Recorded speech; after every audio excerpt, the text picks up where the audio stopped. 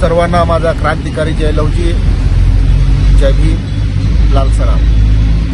दोस्तो, मागील 150 दिवसापासून परभणी शहरातील जिल्हाधिकारी कार्यालयासमोर अनुसूचित जाती आरक्षण वर्गीकरण करावे या मागणीसाठी हे बेमुदत धरणे आणि निदर्शने आंदोलन सुरू आहे। या आंदोलनाला दिनांक 14 फेब्रुवारी 2026 रोजी 150 दिवस पूर्ण होत आहे।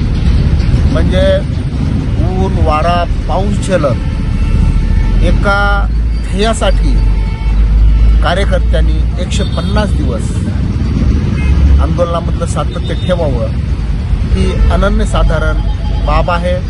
कुठंतरी हा विषय कार्यकर्त्यांच्या समाजाच्या अत्यंत जिव्हाळ्याचा असल्यामुळं हे आंदोलन 150 दिवस या ठिकाणी पूर्ण करत आहे।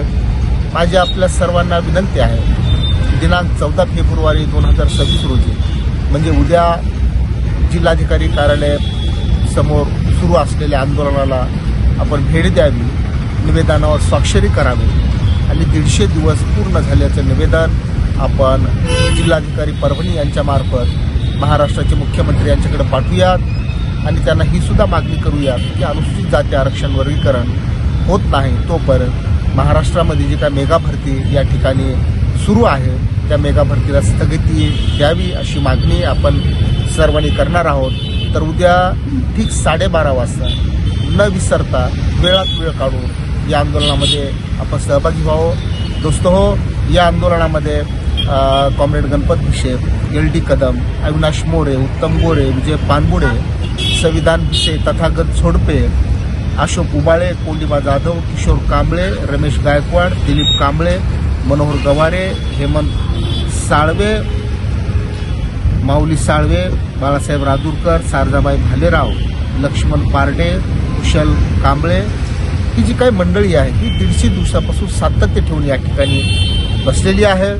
म्हणजे ज्या 15-16 लोकांचे नावं घेतले केवळ हेच लोक हे आंदोलन पुढे घेऊन जात नाहीत, हे प्रामुख्याने हे आंदोलन लीड करतात, परंतु यांच्यासोबत हजारो लोकांनी या आंदोलनामध्ये या ठिकाणी सहभागी झालेले आहेत आणि आपल्या जीवनातील अमूल्य वेळ दिलेला आहे।